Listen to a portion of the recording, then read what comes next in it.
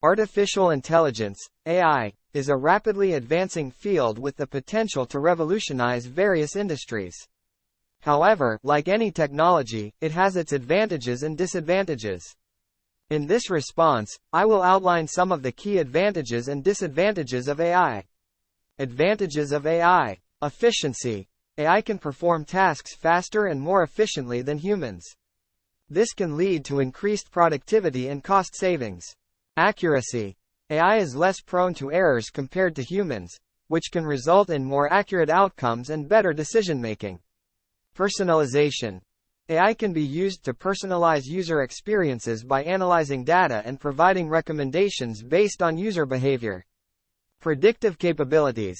AI can be used to predict future outcomes based on historical data, which can help businesses make better decisions and plan for the future. Improved safety. AI can be used in high-risk environments, such as nuclear power plants or space exploration, to reduce the risk of human injury or death. Disadvantages of AI. Job displacement. AI has the potential to automate many jobs, which could lead to significant job loss and unemployment.